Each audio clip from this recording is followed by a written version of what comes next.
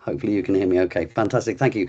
Thanks, everybody. And thanks to UK Core for inviting us here today to give this presentation on overtly the core data providers guide, but it is about it is much more than that. As Lee said, I'm here with Catherine, who's our community outreach and engagement manager, and with Professor Peter North, who actually founded Core and started it 15 years ago now. The reason for the webinar is, as many of you know, many of you will know us, we are Core. We are connecting repositories. That's where the Core name originally came from. And the interoperability of repositories is actually part of our key mission. And by implementing what's in the data providers guide, it shows how repositories can follow best practices and how this benefits not only just the repository, but the entire global OA community. We want to help reiterate that Core is here to help you as a repository network to ensure that your repositories are best configured for discoverability and for fairness. Now, Core has been around for 15 years. As I say, we're celebrating 15 years. David, you're on mute. There we go. Sorry, I just had to click the slide forward. It was stuck for some reason. So as I just mentioned, we're celebrating 15 years of supporting and indexing repositories. And we're grateful to everybody. David, apologies for interrupting you, but your video is no longer visible. The screen share? No, the video, your camera. The camera of me. Apologies. Is that better? It is working, so you can continue. Okay, there we go. No problems. I'm sure a slight technical issue. As I say, we've been around for quite a while now, and we're very grateful to all of the people from the repositories community who've supported us over our now 15-year journey, and the work we do with you and the feedback we get and the co-creation of some of the work that Core does. It's important that this is seen as a two-way street, and this is very much part of how we work together with the repositories community. So today is essentially about talking about the guidelines for how repository content is indexed and how we see both metadata and full text. We're going to give a good deep dive into the data providers guidelines. We're then going to talk, and Catherine's then going to talk about how you can register if your institution is not already registered with Core, or you're not a data provider, how you can become one, and then we'll have plenty of time at the end for an open discussion, and I'm sure there'll be many questions at that point. So to give a quick overview of why the Core Data Providers Guide, and although it's called the Core Data Providers Guide, what we hope and what we will show today is that it's a far more wide-ranging document, and it's not just about how your repository is seen by Core, it's about how your repository is seen by the world as a whole and by the outside world. And that includes funders, that includes agencies, that includes governments, etc. In the Data Providers Guide itself, we use some fairly specific terminology, and I'm not going to teach anyone to suck eggs here, but just to clarify a few points, when we're discussing a data provider is someone who that provides an OAI PMH endpoint, and that content is indexed by Core. And a repository, we refer to a repository is a data provider. It's a single source from a data provider. However, a repository can be an institutional repository. It can be a repository for multiple institutions. It can be preprint servers. It can be journals. So there's quite a wide range of different terminology that we use specifically within the Core Data Providers Guide and within what we call the Core Dashboard, which is how, as a repository, you can access the data about your metadata, about your full text, about OA compliance, about versions and duplicates in your repository. And this is I've got an echo from somewhere. Can someone mute, please? Thank you. And the core dashboard is effectively how institutions and how repositories can see the view that the outside world has of your repository, and that's a really important um, delineator there. Sorry, that's what I'm looking for. It's effectively you can almost view it as sort of Google Webmaster Tools or Google search engine for your repository, and Catherine will actually give you some more information shortly as to how you as an institution can register and get access to this.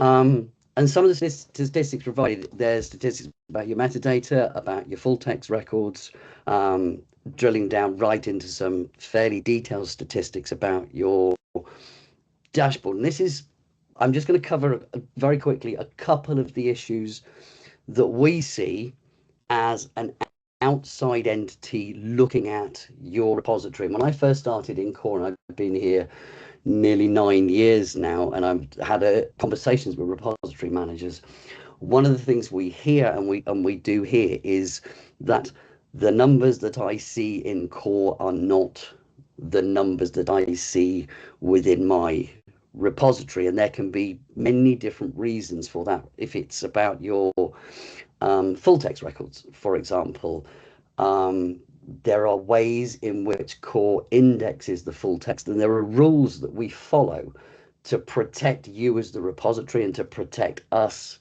as the indexer. For example, if your full text articles are hosted on a different domain from your university repository, we won't actually go following that because for lots of different reasons. If, for example, the full text URL is not in the correct format in the metadata, that can quickly grow to a fairly large discrepancy between what you think the outside world is seeing and what the outside world is actually seeing. And to drill down into one specific area about this that's critically important to a lot of people here is for ref related data in terms of your publication dates being correctly exposed. And I know, and I'm sure this will come up in discussion later, that even today there is a discussion on the UK Core list regarding the definition of deposit dates, where these deposit dates are drawn from, and how UKRI are actually going to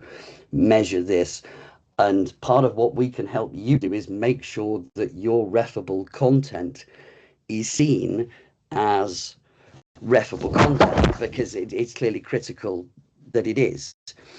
And if I just look here, and this shows effectively that those two examples, is one for metadata and one for the full text, there can limit and mean we cannot see the correct data as you expect it to be exposed.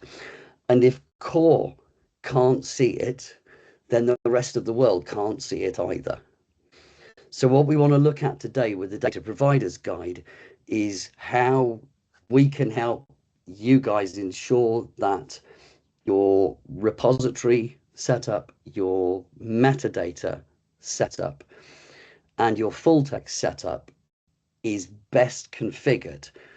And with that, I'd like to hand over to Petter, who's going to do a deep dive into each of those three separate areas. Thank you so much, David, and thank you so much.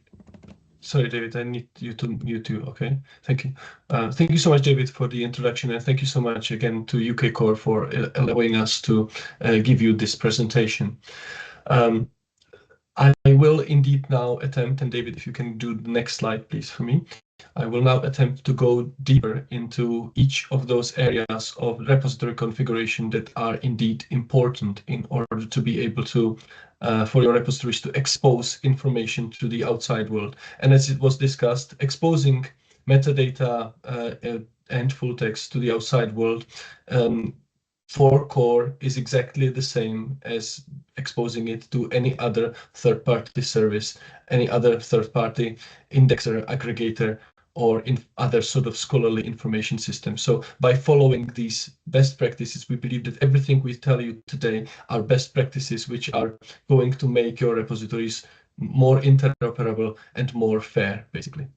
So the guide is structured into three sections: repository configuration, metadata configuration, and full text configuration. I will probably spend most of my time on repository configuration, and then I will also go a little bit deeper into some specific points about metadata and full text configuration. Next slide, please. I'm going to start with just a helicopter overview of what it means for a repository configuration, or for a repository to be configured correctly. What kind of configurations are we effectively talking about? And then I will go deeper into each and every one of them. So the first most important thing for us as core is to be able to actually see what is inside your repository. And the way to see it is that the standard way of repositories exposing this information is via the Open Archives Initiative Protocol for Metadata Harvesting, or the so-called OAI PMH. If a repository doesn't provide a mechanism for effectively exposing this information via OAI PMH, or the OAI PMH is misconfigured, which means that we can't iterate over that content, or access to the OAI PMH endpoint is, for instance, blocked, then we will not be able to see the content that actually is available from within your repository. There's actually a very important point already from Spark and Spark Europe in something like, which was made in sometime in 2011, where they said that the key operation, the key functionality of a repository is actually to expose metadata and content to the outside world via actually these interoperable interfaces, and that's the absolutely key functionality of each individual repository, because being able to interoperate and have the information in an interoperable fashion shared across repositories is what makes the information from institutions around the world so valuable. So OAI PMH is really the key requirement, and we are seeing it very often. The other thing which is important is that, of course, we need to know about you. We need to know about the existence of each and individual repository. So data providers would ideally be registered in core. And additionally, they would ideally be registered not just in core, but also in other international open repository registries. And we know that some of those registries have not been particularly updating themselves over the last years. But there are some new registries. In particular, I would like to mention the Confederation of Open Access International Repository Directory, which has been recently launched and is here basically to provide a registration, a registry basically for open repositories. And many of you might not yet be fully aware of it. There's also the OAI PMH sets configuration. So OAI PMH sets are a voluntary thing. Not every repository necessarily needs to use them, but they are particularly useful if you want to segment your content. So OAI PMH sets need to be configured if you want to use them. And I will show you how some institutions are using them in a very useful manner. OAI identifiers are an absolutely essential thing. They need to be configured for every repository in order for your content to be harvestable and indexable. And I will show what it means and how your repository can benefit from that. And finally, it's important that you are also giving machine access to basically your repository metadata and content, including the OAI PMH endpoint. We have seen some examples of repositories blocking access to OAI PMH or putting CAPTCHA in front of OAI PMH, and of course putting a human level sort of barrier, validation of humans before a machine interface is something that would immediately limit access of indexing systems to be able to understand what your repository contains. So with that, I'd like to move to each and every one of those points in a little bit more detail. Next slide, please. So the OAI PMH protocol is the most important requirement of all. And we have done some analysis with other repositories. For instance, we've been supporting the US repositories network in the past and in the last year, in fact, and we have found that a lot of repositories actually fail on this particularly first and most essential point. Next slide, please. There are ways how the OAI PMH, every repository from a particularly, and like the repositories like DSpace, ePrints, Fedora, they will all have OAI PMH coming as something that is already embedded in the repository software.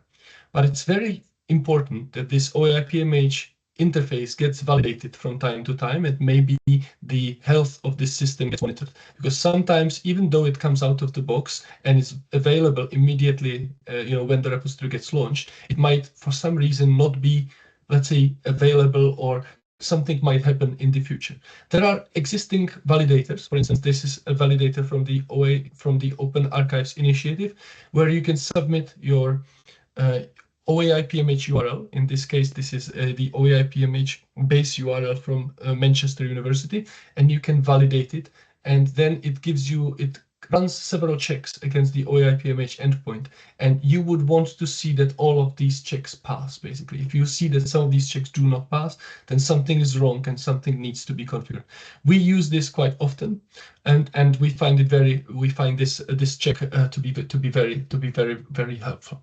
Next slide, please. The next way you can check that if you know that your OAI-PMH is operating, then the next way of checking would be that you would go to this core repository dashboard. Every person who runs a repository is able to register for the core repository dashboard, and you would be able to see within the dashboard a tab where you can sort of get information about when core last indexed you. And you would also be able to see all sorts of indexing issues. Some of these indexing issues are just warnings, and maybe they are all okay. This could be, for instance, that we found different kinds of full text under embargo, and that can be absolutely fine and no action might be necessary. There can be, however, other kind of points, basically, which require some sort of action and revision. The idea of the core repository dashboard and giving you this information about these indexing issues is that our team is somehow limited in human resources. We just don't have necessarily the capacity to deal with every single one of the repositories by email exchanges. So what we try to do is we try to build a tool that gives human understandable sort of answers when certain things are not running. But of course, if you find these if you don't know necessarily what to do, then you can always come back to us and we will try to help. But we try to make it as much of a self-service as it is possible. Within the dashboard, what you can also do is if you encounter certain issues, then you can go and you can fix those issues within your repository, and some of them might be very natural, very easy to fix. And then you can click a button called Request Reindexing. And this means that following, after some time, core will reattempt to reindex, and we will validate whether those issues still persist or whether they have now been solved and we are able to move on. Next slide, please.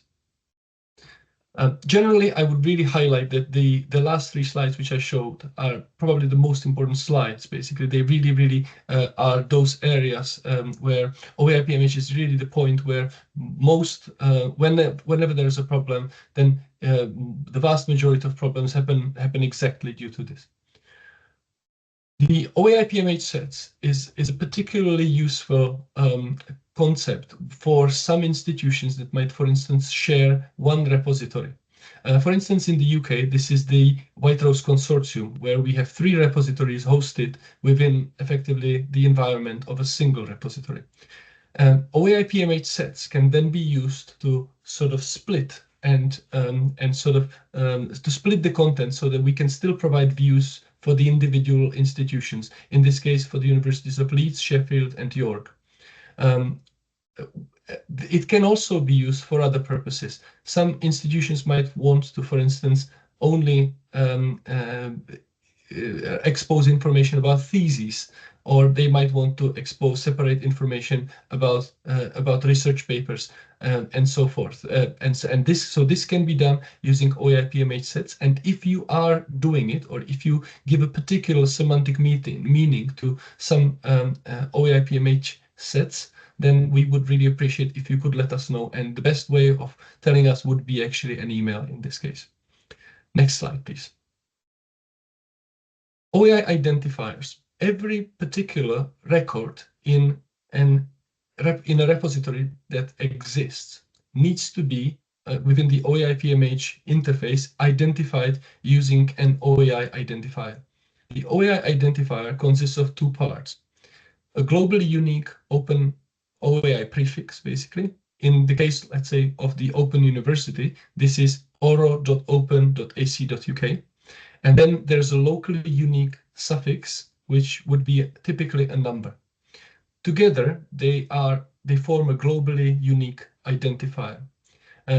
Core uses this for different kinds of things, for instance, to identify the metadata records.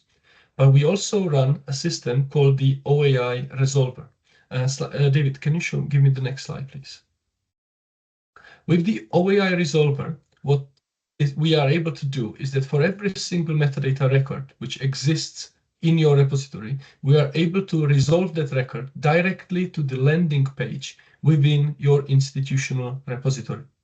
So effectively, the OAI can work as a persistent identifier of each individual item in your repository, which is resolvable not to some sort of a publisher's website for that content, but actually to the landing page of your repository, therefore driving traffic to your repository.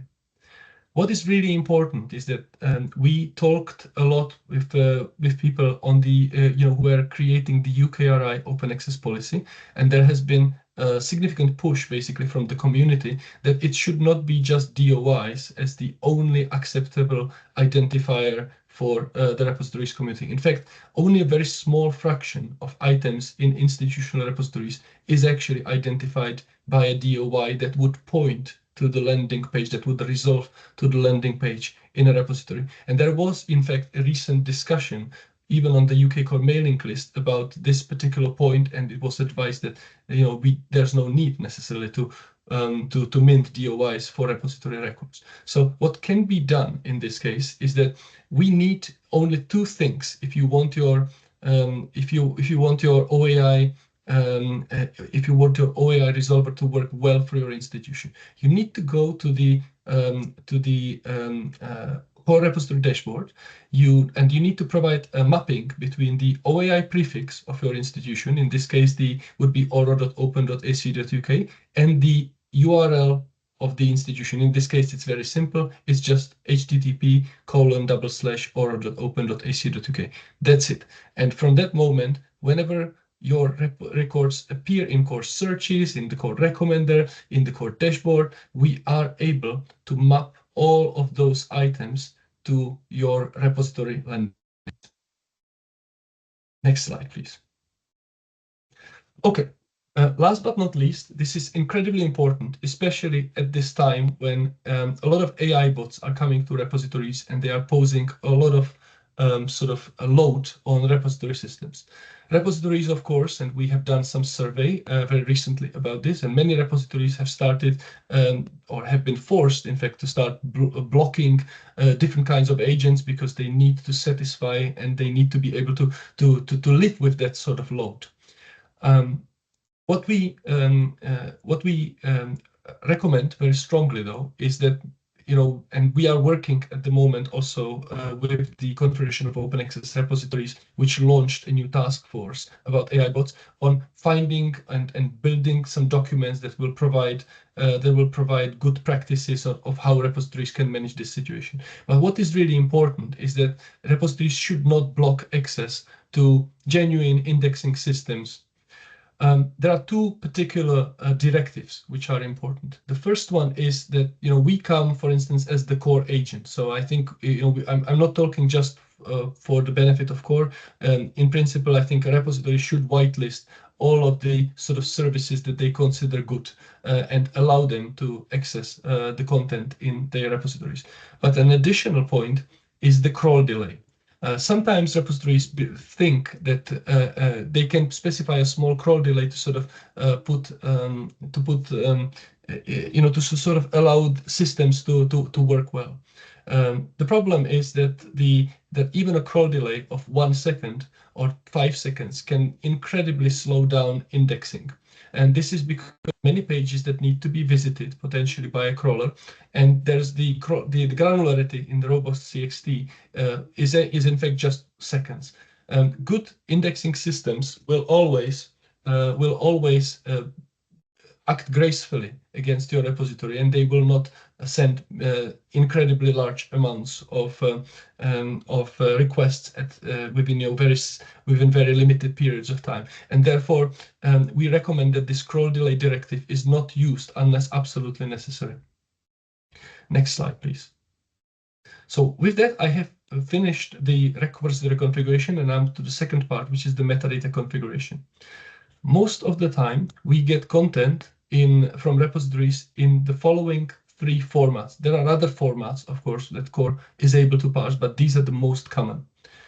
As an absolute minimum, we require content to be available to us in Dublin Core or DCMI, basically, which would be like a slightly extended version of it.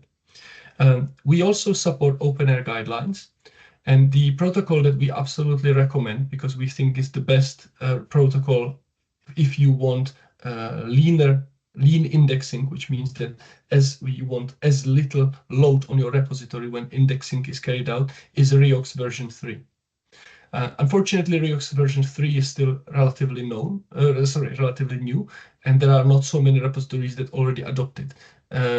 But there are many repositories in the UK that adopt REOX version 2 and are able, therefore, to move relatively simply to REOX version 3. Next slide, please.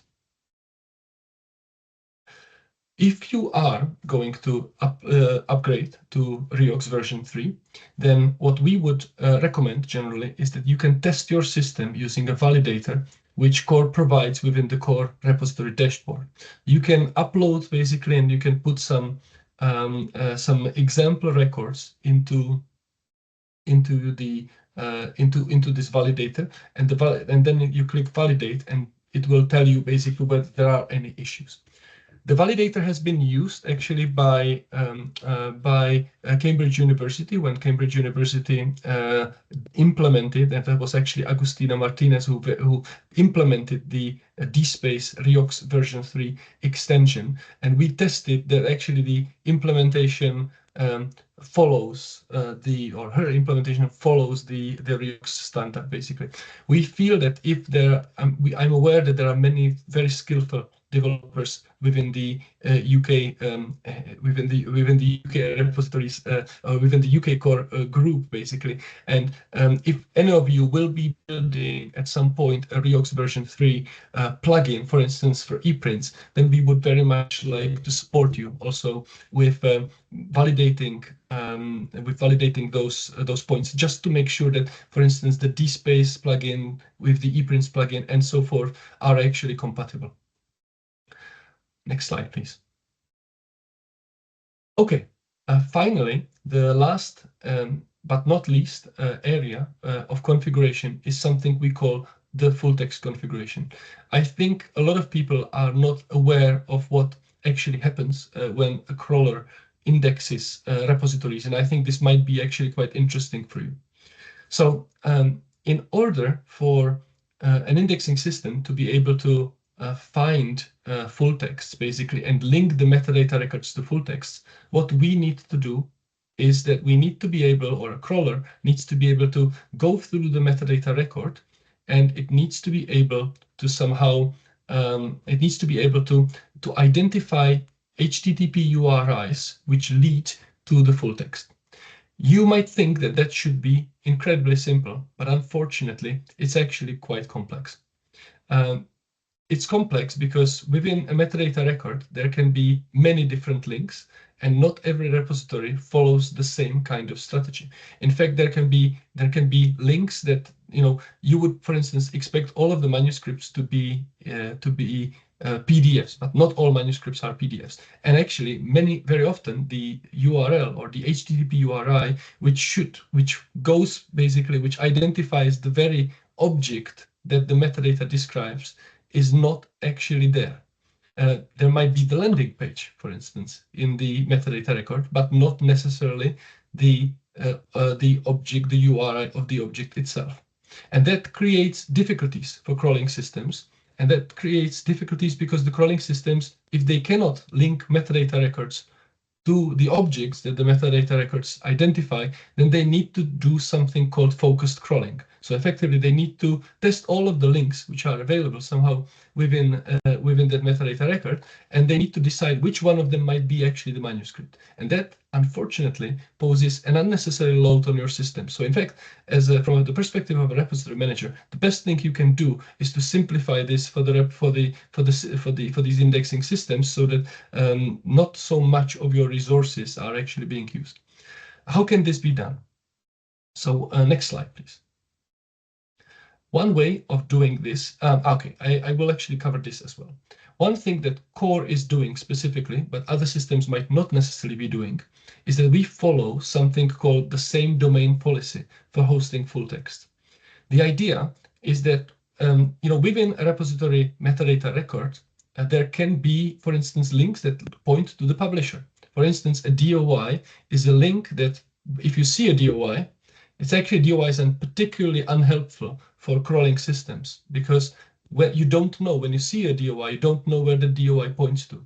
So a crawling system needs to resolve that DOI. There will be probably 20 redirects, and after those 20 redirects, you might realize that the DOI is actually pointing to a publisher, and that you cannot access as a crawler. You are not allowed, for instance, within robots.txt, you're not allowed to access the publisher's website, or you don't want to access the publisher's website. What Core is doing is that we actually only index content, full text content, when that content is available within the repository, because otherwise we feel that we would face all sorts of potential sort of legal and organizational problems. So for us, if we don't find it under the domain of the repository, we don't index it. There are some institutions that have the full text hosted under a different domain, but they use one or maximum two domains. And if that's the case, and there's a good reason for it, you can talk to us, you can send us an email, and we will be able to work with you to find a solution to it. But in general, we advise against it. Next slide, please. One particular approach that we really recommend for those who are using Dublin Core is that within the DC identifier field, the repository identifies and puts exactly the URL basically to the manuscript. So you can see in the example, there's an example where we go to Aura OpenAC UK and we go to some article called JCDL blah blah blah .pdf. That is absolutely best. Many repository records will have many of these identifiers. Because an indexing system will process them sequentially, we recommend that the full text, the manuscript that is actually being identified by the metadata record, should be the first one, because it does make a difference. In the Reox version 3, the situation is slightly different. You do it differently because you are supposed to, in the DC identifier, identify a landing page, and from the landing page you can then identify, using a relationship method, the specific manuscript. Next slide, please. And so this is what I call direct link to the full text. It's something that we would very much recommend. Effectively, it means having a URI of the object that is being identified explicitly mentioned in the metadata of the record. A second way, which Core supports, but we do not recommend, but it does happen a lot in repositories, is that repositories often identify, they have different kinds of links. There might be handles and DOIs which effectively resolve somewhere. And sometimes these resolve to the landing page of the repository. So what Core needs to do in that case, in the same way as any other crawler, we need to find that landing page, and from that landing page, or on that landing page, we need to extract all other URL links. And there can be many of them, because of course a landing page might not only contain the manuscript itself, but it might contain links to other places within the repository. It might contain links to the data set. Maybe it can contain links to some supplementary files and so on. And what Core needs to do is we need to harvest all of them, and then we need to decide which one of them is the manuscript. So that makes our operation a lot harder, basically. And of course, it means and it results in a lot more queries against your system. So it's something that is supported, but not recommended. Next slide, please. A particularly because this is a problem which is well known within repositories, a group of very clever people, among them Herbert van der Sompel, who was actually the original creator of OAI-PMH, created a protocol called fair signposting. A fair signposting allows basically the creation of HTTP headers and something called typed links. So effectively, a repository that adopts fair signposting would expose to a crawler like Core, for instance, the information about all those links that might be found on a landing page, and Core would be able to decide immediately on that page where the manuscript is. That is incredibly useful. It saves sort of processing on both sides, and it results in the best possible indexing of the repository system, because we cannot make mistakes if that's the way how the repository operates. So we very much recommend the adoption of fair signposting within repository systems. Next slide, please. Okay, and with that, actually, I'd like to hand to Catherine, who is going to tell you more about how you can register for the Core dashboard. Thank you. Thank you, Peter. Good afternoon, everyone. And I would love to start my part of the presentation from a question. So why it is important to be one of the course data providers? So being a core data provider is significant for higher education institutions, for research organizations and repositories, because it directly enhances the visibility, accessibility, and impact of your research outputs. It also strengthens open access compliance, improves repository quality, and ensures your institution contributes to sustaining open scholarly infrastructure.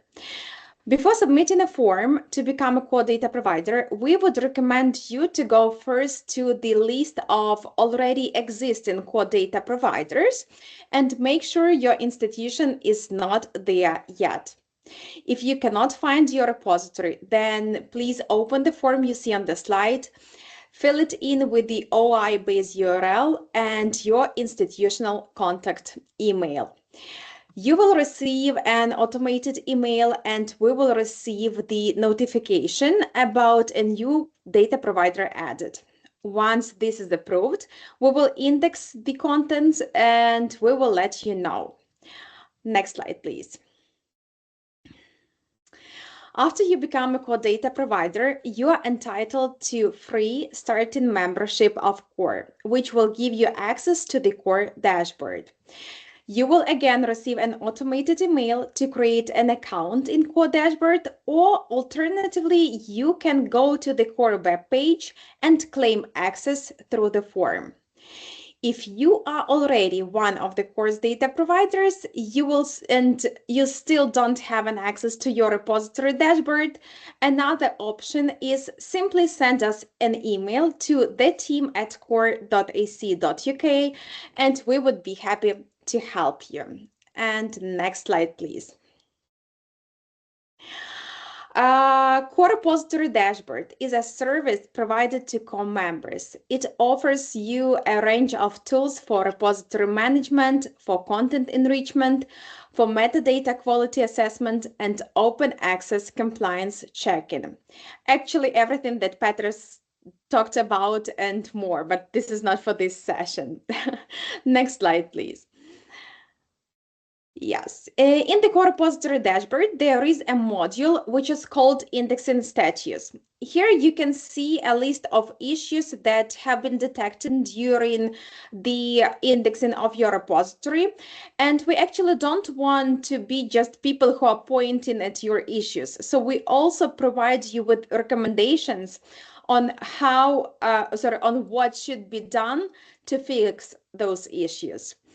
In case there is any situation in which you, as a repository manager, don't understand the recommendations that we are given, or you may be curious about why some exact issues happen, please, again, don't hesitate to contact us at theteam@core.ac.uk. And next slide, please. Yes, so as you can see, there are many ways in which core supports the repositories community, and we actually work in partnership with repositories community to deliver these goals. From offering tools that help you see issues that repositories are facing to registering persistent identifiers. We are helping repositories around the world to get indexed because we feel that increasing repositories interoperability is a part of our mission. One of the examples of how CORE is helping the repositories community was the USRN pilot project. USRN stands for United States Repositories Network, which is something similar to UK Core, but this is for the US. So in spring 2025, CORE has successfully completed the USRN Discovery Pilot Project. This was the collaboration of Spark, CORE, and AntLift, aimed at enhancing the discoverability and interoperability of US repositories. Through technical evaluations, through surveys, and direct support, CORE identified and addressed key challenges faced by these repositories, such as misconfigured OIPMH interfaces and limited awareness of best practices. As a result, repository compliance significantly improved, leading to a 50% increase in indexed content and over 728,000 new records becoming publicly accessible. CORE also developed lasting resources for the USRN community, including a compliance validator, a data provider's guide, and a toolkit to strengthen repository practices. So now these resources are available for everybody, for the whole community, and you can simply access them on the CORE website. This pilot highlights CORE's critical role in improving repository infrastructure, empowering institutions with best practical tools, and also advancing the global open access mission. And the next slide, please. So today I would love to welcome you to become one of the CORE's data provider. Please become a sustaining member and you will be able to access the CORE dashboard. We are, of course, extremely grateful for our supporting and sustaining members who have made a financial commitment to supporting the sustainability of CORE. Thank you so much for your attention. That's it I have for now, and inviting David to conclude. Thanks very much for that, Catherine. And just to say, Catherine meant, and she did say, please become a starting member. Because everybody can join a starting member and become a data provider completely free of charge from CORE today. Okay, let me just see how we do. So just a quick wrap up before we move to questions. We've had one question come through in the chat, which I'm going to fire at Petter in a minute, not being unfriendly. So as I say, the overarching view is that the data providers guide is focused on how you can configure your repository to be best seen by the outside world. And as I say, it's not, therefore it's not just how we see it, it is how the outside world sees you. And that's kind of the key message and the three areas that Petter covered today, which is the repository, the metadata, and the full text. For that brings the presentation session of this to an end. Just looking in the Q&A, we've actually had one question from Wendy Taylor, who has asked could we please provide a list of the open registries that we should be registering with and that they can benefit from? And I said, yeah. Any particular ones you want to mention there, Petter? I said we will post the list. Absolutely. No. So the UKRI open access policy actually states on that point, David, please mute your microphone. It states that repositories should register with OpenDoor. That's of course, very much recommended. But OpenDoor unfortunately isn't as well maintained as it used to be in the past. So what I will really recommend is that make sure that you register with OpenDoor, make sure that your system is registered with CORE. CORE also has a form where you can register, but most likely, I can hardly imagine a UK repository not already being registered in core. We have been actually quite diligent, I think, in this respect. But of course, if you're, for instance, starting a new repository under a new URL, then we would recommend that you let us know, and there is a form through which you can let us know. And finally, the Confederation of Open Access Repositories, IRD, or the International Repository Directory, is definitely something I would, point people at, because this is like a community approach to repository registration, basically. So, very much recommended from my perspective. David, I don't know if you can see the questions. I can definitely see them, so I can also follow directly, basically, on some of the others. So I can see, for instance, that there is a question from Kirsten.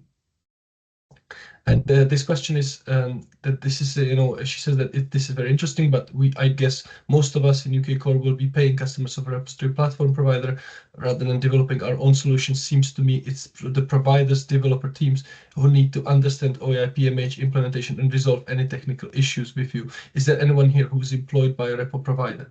So this is a very good point, and I completely understand, that a lot of repository managers might not necessarily be people who are developing technically the software, but it differs from, at some institutions that's the case, and at some other institutions that's not the case. I'll give maybe a little bit of an example. Basically, I think what we need repository managers to definitely do is that the problem actually is not directly, and I think that's part of the difficulty. The problem isn't completely the responsibility of the platform providers, and it's also not completely the responsibility of the repository providers. So it sits somewhere in the middle. I want to illustrate it on a particular point. We found a number of repositories that for instance, started using Cloudflare. Cloudflare is a service that enables repository systems. It enables any webmaster effectively to put a particular component like a load balancer in front of their system, and it filters traffic from sort of malicious bots to preventing the sort of external systems to run, let's say, denial of service attacks on your systems. The problem is that component, that Cloudflare, can be installed, for instance, by your IT department. It can be installed by it will almost never be installed by the provider of your repository software. But we have seen that this Cloudflare has been sometimes put in front of the OAI PMH interface, which indeed is then, which is indeed supposed to be accessed by machines. And so this is a misconfiguration of the repository platform. And so, for instance, then our robot goes to the OAI PMH interface and experiences a CAPTCHA. Those situations are, in my opinion, not the problem of the platform providers.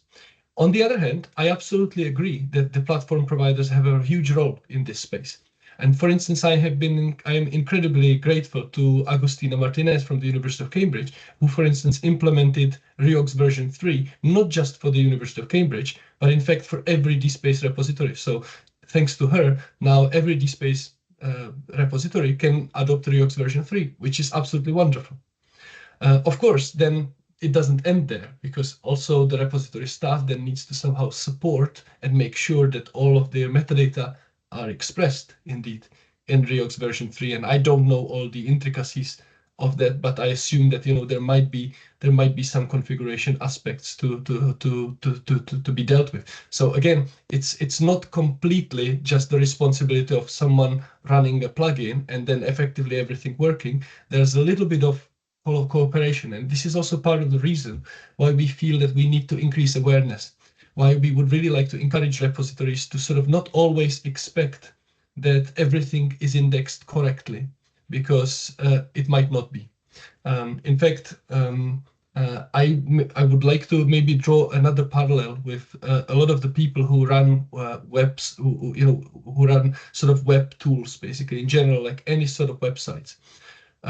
it's very common for any webmaster to come to the Google Search Console and realize that basically only, let's say, a fraction of the sites, of the pages of your website have actually been indexed by Google. And at that point, you might be saying, oh, what am I doing wrong? Or what's Google doing wrong? And so on. And sometimes it's hard to explain, these things are hard to explain, but they have real consequences. Because if your pages are not indexed, you're not visible, you're not discoverable, basically. The outside world doesn't know about your content. So I would basically, I think that the key message that I'd like to sort of, send here is basically, I think we need more awareness within the community of what it means to configure repository and what it means to monitor that correctness is preserved. Peter, fantastic, thank you. I've just noticed I've refreshed the questions and I've got the Q&A now in front of me. That there's a nice question here from Lee, actually, and I'm going to frame this in a way for you based on what you've just said. So what would be your top tip for what would be the one easy thing that UK repositories can do to help core with minimal technical skills required? I think the key thing would be each repository from time to time to visit the core repository dashboard, check that you are actually check that things are running well and that you are getting indexed. Basically, I think that's in a nutshell the main point, and act on those recommendations if there are any recommendations available to you. And if I could jump in there and offer a piece of advice as well, I would say at some point it's genuinely worth grabbing a cup of tea or coffee in your afternoon break one day and do genuinely have a read through the data provider's guide. There will be something in there that's not necessarily immediately obvious. And as again, if you've got any questions that come out of that, please do get in touch with us. That's all of the list of questions I can see in the Q&A. Does anybody actually online want to ask a question audibly or visibly, or does anybody want to put their hands up if anybody else has any other questions?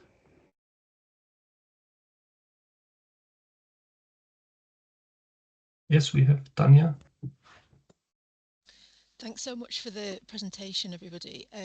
We're just getting to grips with our core dashboard, and Catherine came to visit us online at Salford the other day, which was really helpful. I wondered whether core already does or would consider working with data providing institutions in a sort of birds of a feather way. So those of us all working with a particular repository provider, for example. Absolutely. This is a great point. Thank you very much for this question. So indeed, we are in touch with some of the platform providers.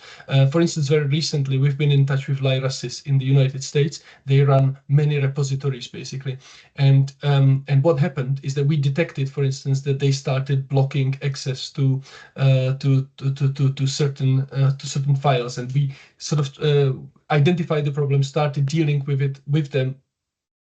And the really good thing is that our experience is that whenever we actually start solving a problem, the response we're getting from the community is generally a very good one. So whenever, for instance, core was blocked as an agent, we have heard from repository systems things like, oh yeah, we will whitelist too, we were doing some IT changes, we didn't realize, basically, and so on. So this collaboration, I'm actually incredibly thankful for this, because it definitely makes our life somehow easier. And I also need to acknowledge that I really understand why many of the repositories are actually doing some of these actions, because they are sort of forced to do those actions. So definitely we've been working with Lyrasys. I think we want to be working very closely with platforms like DSpace, ePrints, some of these main platform providers, but we've been also reaching out to the likes of repository solution providers. I would mention two here, For Science, for instance, who run DSpace Chris, and provide that support. And many of you might also be supported by another organization called Admire. So these ones are kind of like people or organizations which, in my opinion, work quite closely with the open access repositories community, and we've been very much in touch with them. What I find quite a lot more challenging, in fact, is working with the likes of the very commercial players, like I don't want to really necessarily name, but if I say, like some of the CRIS system providers, in my opinion, are not very active in sort of understanding why the sort of interoperability and exposing data over OAI PMH is even important. And to some extent, I fear that some of them might even feel that that's not what they want to do, if I can be completely honest. So there might be some tensions with some of the more commercial players who are not. And what you can do as a community is maybe to encourage those to say, like, yes, we really need to be interoperable. So even though this is done by a big commercial publisher, they should, in my opinion, provide those interfaces. Thanks so much. That's definitely been our experience with one of the more commercial providers.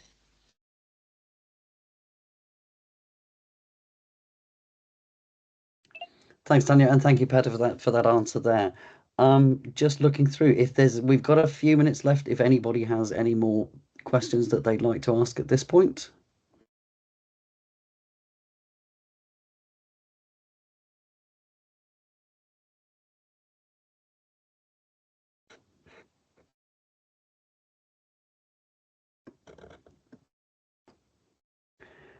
In which case, if that's a no, I'd like to thank everybody for coming along. We've had nearly 60 people in this meeting this afternoon, so it's clearly of something that's of interest to the community. And as I say, you can see our email addresses on there. You can get directly in touch with myself or Catherine or Petter. We have a question. We have one more. Was that a hand, Ian, or was that a reaching for the leave button? It went down very quickly, so I will take it was a mistake at this point, and I will hand back to Lee. Thanks very much. Great. Thank you again so much for coming along and giving us a sort of a fairly deep dive introduction to the Data Providers Guide. Hopefully everyone found it just as useful as I did. If anyone does have any questions that come to mind later or that you prefer to ask specifically to CORE, please do email them directly at the team@core.ac.uk, and I'm sure they'll be more than happy to answer any questions that you might have. And just a reminder that the recording for the session will be made available in the next day or so. So I'll send that link out via the UK Core mailing list. So thank you very much again, David, Petter, and Catherine. We really, really appreciate you taking the time this afternoon. Thank you so much for the invitation. It's been great to be able to be here.